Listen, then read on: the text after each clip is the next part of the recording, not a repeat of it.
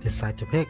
Indeed. Oh, Oh! CLORINDE. Oh, Oh! Dash about reading exactly what we were talking about and picking CLORINDE and be like, yeah, you wanna push this? You wanna push this through? Yeah, that's gonna be rough, buddy. Welcome to the stall world. Oh my god. I guess on the other hand, Toshabao either sees this or decides to instead go with CLORINDE because Toshabao also wants CLORINDE to push through so that he can basically just win the game with the Kachina in the back. Exactly. Kachina fighting 3 decks is very likely to push through.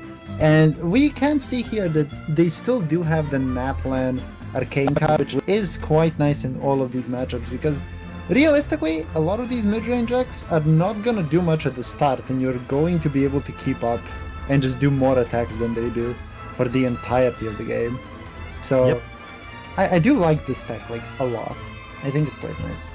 Return of the Sacred Flame gives your active character +1 damage if you dealt more damage than them the previous round, so if you can keep stacking that, then it's basically a snowball. Right. Exactly. Oh, and we're headed immediately into it. The CLORINDE is ready. Oh, we do see the lo-fi immediately drawn, but in this matchup you might want more stally options. Oh, the extreme! The extreme! Oh my god, we watched so many extremes yesterday just stealing your opponent's hand, I wonder. But now you're up against a deck that could not care less because they don't have a hand. That's fair. But on the other hand, you could also just give them way too much hand cards so that they cannot proc the XINYAN burst and stuff. Possibly. Honestly, yeah, the other play is to just draw cards yourself and then play extreme. Oh my god, that would be so funny. I would actually love to see that happen. Strategize into extreme, right? Okay, you don't want to give them the sword, but it would be great. Yep. The reverse side of in the name of the extreme is usually not played because your cards are kind of important too, you know. Exactly. But maybe it could be worth it in some uncertain circumstances where you really need to break them as soon as possible. Just get that out of the way and get it done. Ooh, will we see a Metapede come down? Stopping your opponent's hand sounds a bit worse. Oh my god, we drew so much today. Yep. Holy. Pay 7 and then just place down the Mao and then the turn. Bro drew, that is wild. Fixing up our dice? Why not? Why not? Let's see. Keeping the 4 Electro because probably trying to aim for 6 and got 6. Yeah. Congrats. Exactly. Nice. So 2 skills coming down. Liu Su, I assume, swap, play everything. Play everything. Yep. Just actually play your entire hand. Lukma, no hands. It's that easy. Here, swap, get energy, play everything else you have, and just be happy. Golden Troops reward onto Senora, Kid Kuchirai, and then Return of the Sacred Flame. Yep. And now we get our stacks going. We're ahead. And yep, 3 for us, 0 for our opponent, 5 for us actually. Yeah. The Return of the Sacred Flame counts everything. It counts characters and summons. I'm not sure if it counts techniques or not. Techniques are so weird. It probably does, but still. It probably does. I don't know if it counts like does it count the damage from a swirl? I would assume so actually. It does count damage from swirls, yes. Yeah, that makes sense. So yeah, a lot of nice stuff to be had here. Well, the issue is your opponent got 1 energy that they did want on Lore Master, but their breakpoints are a little rough. We can see the MMR and Soup both in hand, but neither of those are necessarily going to protect her. If XINYAN skills here, Lore Master will take a lot of damage, get overloaded off, and then die to the damage through. We don't care. We actually have cards to draw. I'm sorry, sir. We're busy drawing cards here and getting more equipment. You feel free to do your damage combos and stuff. We will be equipping. My god. The Golden House comes down.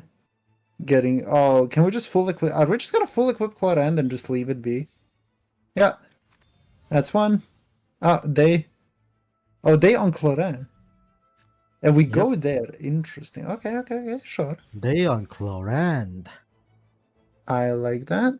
I like that. We're going to move up our pace just a little bit to try to keep up and see what we can do to stop our opponent from getting all these bursts and everything going. There goes a normal attack. Yeah, the NA coming down on the other side, setting up for the burst. 2 piercing puts Lore Master in a very precarious position. But it might just be something I have to do. The soup will, at the very least, be free. Did we get the dice? We got the dice lowering one, so now it's just 2 free dice every way you look at it. Skill coming down, no healing because no bond of life, but we are set up to gain some. Yep, we're set up to gain some, and this time we're doing 2 attacks, so that's gonna be 4 bond of life, which means she'll be able to heal all 4 the next time she's on field and doing stuff. Exactly. You can see they cannot really catch up to the Sacred Flame, but do we need to see a swap off here? Alkaline is getting dangerously low right now. Yes, Toshibao should switch off if they do not want CLORINDE to get defeated so early, and genuinely this matchup might be really fast going into Red White's favor because of how XINYAN's been able to just stand there unimpeded, unlike the previous rounds. Yeah, exactly. There's no maneuvering. There's nothing that CLORINDE can really respond with. The only other thing you can do out of swapping here is probably just play Vana and keep the 2 dice and end first, because then you can swap off start of next round. Question is, even if you could... Oh my god, wait, you cannot, because you're gonna take the end phase damage, so Yep. this is Summons. actually really rough. Like, I guess you can... Oh, that doesn't look good either. Lore Master here getting swapped off, going down to 1. Yeah, but now getting that burst out is rough. You have 2 bursts ready, but how do you maneuver this? Yeah, nobody's ready for that at all. Like, Yeah. nobody's ready to go up against XINYAN or anyone else. You do get the Vana though and gets rid of the Kid Kujirai because that... No! The kid! It's okay. That's yeah, alright. the bouncing around is actually getting rather tiring, so yeah, I can see why. Wanna get rid of that when it's still on your field. The issue is, yeah, jumping him back and forth. Most likely your support zone will be filled soon anyway, so you don't want to give your opponent that 1 extra die. You just accept it. Like, okay, they got that 1 dice off of it. I'm not getting it. It's probably fine. Yep. So dice are looking mid, but kind of for both sides. I get 2 Omni on either side. Actually, 1 Omni, but Vana gave us 2, so now we have 3.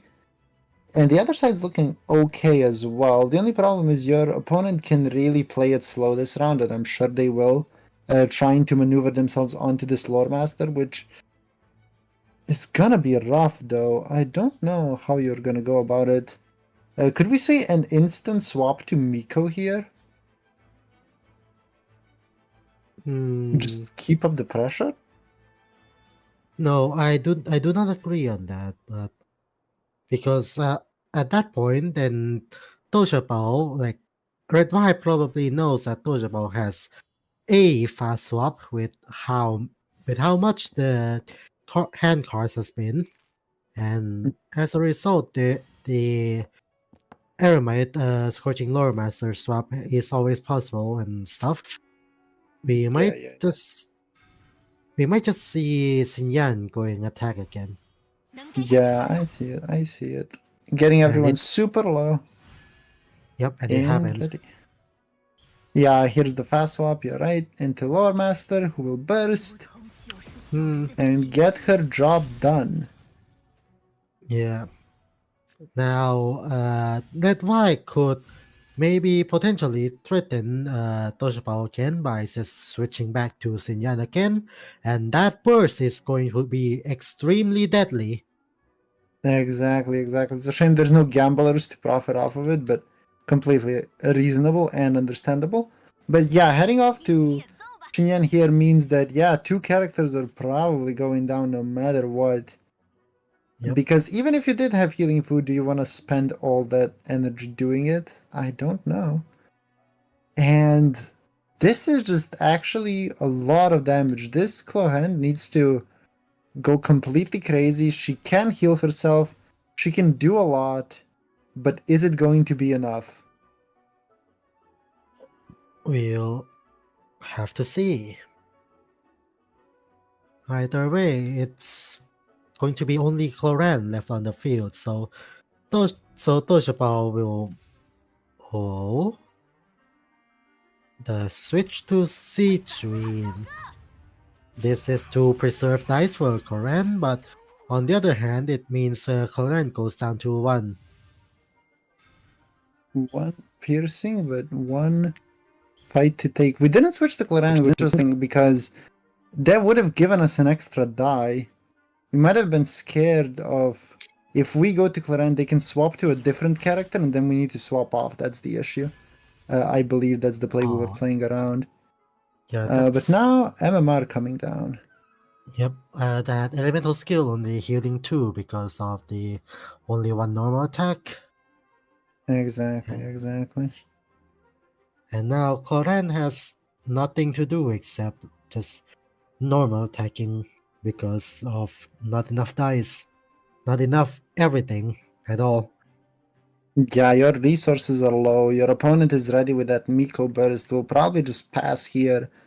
The Signora is setting up those golden troops, but she's going to overcap now, but that doesn't make much of a difference when you know that the following round she's just going to break it down. Here is an issue with swapping. You do give your opponent one extra die because of the end phase damage that XINYAN does. XINYAN. Yep. Yes. I'll check it a couple times every time, I swear, at this point. Regardless, we will see another punch come down. 2 damage, unfortunately, not exactly enough, but we do get those dice back. Yeah, this lo-fi is going to give us just 3 dice all around. Oh my. And that's 2 dice back. And lo-fi is now out of uses. There's technically still one more use left of MMR, but not gonna use that. Instead, using the elemental skill for the 5 damage and heals up to 4. That heal is going to be paramount if CLORINDE were to survive this encounter. Yeah, exactly. And now, to be fair, your opponent is going to have a lot, so you do want that healing back online as soon as possible to try to be able to bridge this difference. We will see how it pops out here. The dice on both sides are not super relevant. The Golden Troop is helping Red Y, and Dashabao is doing a lot of normal attacks and has a lot of cards to tune. Also, Red Y does have the both library and the top deck, I'm pretty sure, yeah, bested, so that does definitely help. Yep. And there 1 cost skill coming down. Middle skill. Now, I believe Clara needs to reset her own skill. Yep. Yes. So that would be an elemental skill down. Toshibao really wants to play that strategize to maybe get some card in the deck that could help them face this battle. But CLORINDE is no Hu Tao, unfortunately. She doesn't have that bombastic damage to completely avoid the Yai burst. So what you could do is the technique here to try to take out Signora, but you will just flip her and give her her burst, which is just rough. She might burst you here anyway. Yeah, it's coming down. She's flipping forms. Unfortunately for Red Y, you actually don't have enough Pyro to be able to do a skill here. You can do a normal attack, which is probably fine. Although the end phase summon will do Pyro anyway, so up to you. and there's the end phase flames and the end phase summon, and honestly, that might be enough to finish off Chlorinde if the timing for the end phase is correct, which I think now is correct, but She will live instead, on one. Yeah.